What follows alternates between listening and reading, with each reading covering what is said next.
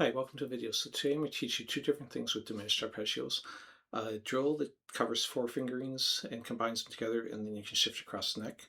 And etude, which uses those fingerings, but also some more and variations and some sequences and stuff. And towards the end, it starts combining together some other arpeggios like major, minor, augmented with the diminished. So play the etude first, and then I'll break everything down for you.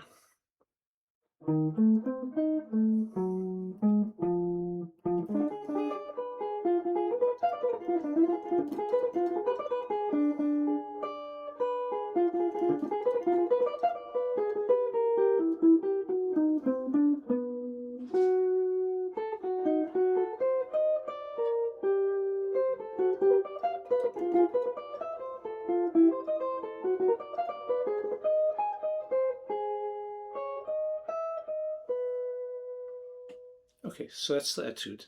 And all this can be downloaded for free on my Patreon page. That all this tabbed out, including the fingerings I'm using. It's always free. Link is in the description. You don't have to remember. Now I'll go ahead and demonstrate the drill. So the drill is basically, I created that first, and then I created the etude. That's why the middle section kind of stays in here, because it's kind of saying where the drill was to some extent. I created the drill as a way to practice common fingerings on the high strings and connecting them together. So the first fingering is this one, which I ascend and descend. Then this one that shifts, and then I go directly into the third one. Then I move back again to the beginning, and then this one shifts you down. That's the least common of them.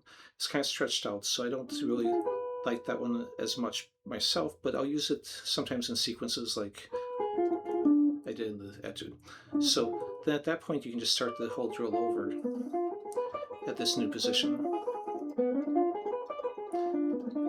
And you can just keep moving down, or you can start at a higher position. Basically every minor third it will repeat itself. And the reason for that, just a quick reference on what diminished arpeggios are. A diminished arpeggio is a symmetrical arpeggio that's all minor thirds. So if I start on G sharp, then it's going to be B, D, F, and it's a minor third, minor third, minor third. As it continues, it's all minor thirds. And because of that symmetrical nature, any one of those four notes could be the root. Because if I start on here and play four notes, it's going to be the same notes. If I start here, it's going to be the same notes. It's just starting on a different one. So therefore, this could be a G sharp diminished 7 or diminished arpeggio. It could be and the intervals are 1 flat 3 flat 5 double flat 6. 7, which is the same as a major 6 basically if you're looking at the intervals. So anyways, yeah, it could be a G sharp diminished, a B diminished, a D diminished, or F diminished on that first one. So if I move up one note, that's when we call on the tab, I marked that as group of notes 1, rather than try to name which one of it is and have it be confusing, because it's, again, it could be any of those four. Then group 2 would be starting on A, and would be A, C, E flat, G flat, and then group 3 would be starting on B flat, D flat, E, G, and then I'm back to B again, which is the same notes as where I started. So there's only 3 possible diminished arpeggios that you can play. At that point, after playing those 3, you've played all 12 notes on the neck, and any of those could be considered the roots, so you can play diminished off any note. So here's the drill. So I had already played through it. So basically, one thing you can get from this is you're not always using the same finger even for the same note. For example, when I'm here and then I come back, I'm using third finger. Now you could even use pinky there if you prefer. But this is why it repeats every minor third, and that'll be true of any of the ones. So again, on the tab, I wrote above it, you see the numbers, group 1, 2, or 3, and then down at the bottom, I kind of notated what the notes are in those groups. So let me jump into the etude. So to try and make this sound somewhat interesting, not just like a drill, I left out some of the notes. So on this first one, I could just run down the arpeggio, but that's not going to sound like much. So instead I skipped the second note, then move forward, came back, skipped this one on the way back, and and then I shift to, so that was the one that has AC, so that's the second version. And then I jump back to the first version, which I haven't played yet. I switch fingers at this point to go a third finger. I double pick this, and then I'm going to go down. I switch fingers at that point so I can finish up that one. So this could be all played as one, but it's I'm changing directions in the middle of the arpeggio, and basically this is all stacked flat fifths. So I'm leaving off the other note on the other side, but it's still a diminished arpeggio. So when I get to bottom, then coming up here, then I switch fingers here. So I'm in position to do that. And actually I double pick this note, just because I think it sounds good, not necessary. Any of the double pick ones, if you're playing slow, on some of them I would leave it off. You know, if you go real slow, go. Doesn't sound the same as fast. So use your own judgment. If the double picked ones don't sound as good slow, you can single pick them, and that's fine. So anyways, after I go here, I shift back to this, go down that part. I switch fingers here, so I set up for my next section. This is coming from this fingering by leaving off this note, again to try and make it sound more interesting.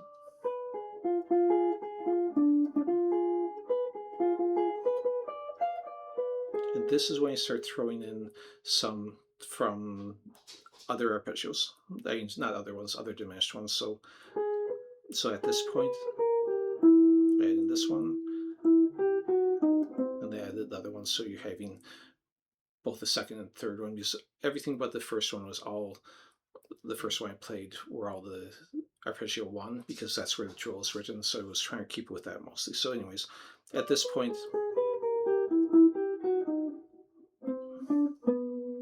and then I come here, and this is when I'm going to start adding in some other arpeggios. There's a G minor, then back to diminished. There's a G major, back to diminished. Here's F major. Then this one, you could think of it as different things, but you know, it could just be a C major with a sharp 9. But really, I'm thinking of it more like a minor with a major 7, and E minor with a major 7 and a sharp 5. So then I go into diminished, then I go into a major minor 7 with a sharp 5, or augmented major 7. And again, the diminished. Then it's just a G sharp major. And that note is the same as this one. I'm just coming back to this position. This 3-note grouping could be considered a G sharp sus4 or A flat sus4. Then my only scale run in here is very short, shifting up to that note and then resolving on that B note. Okay, so that's the etude on. So on the tab, like I said, you can see the different ones marked off. Down towards the bottom, I have the drill and then some of the other names for the arpeggios added. The fingerings I'm using, some of them I say or on it, and I have a couple of fingering options.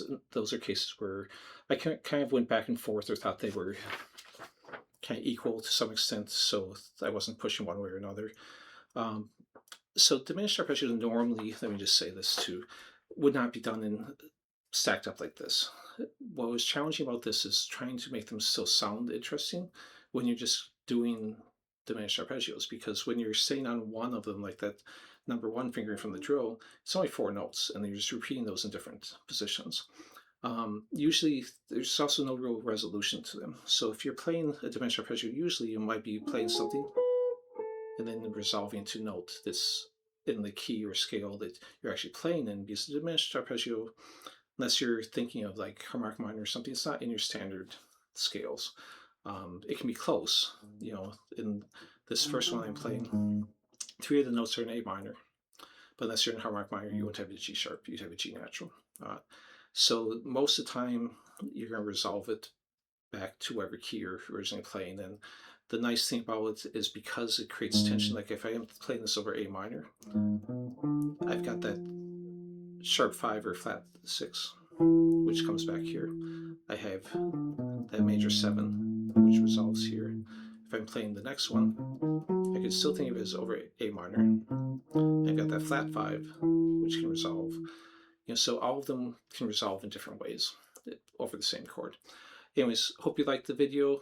Check out some other ones. I've got over 200 videos, and I've got over 150 pages of tab on my Patreon page. Please click like and subscribe and leave comments. All that will help me get more views, which helps me, get motivated to put out more videos because I'm not monetized, so I'm not making anything off these. Thanks for watching.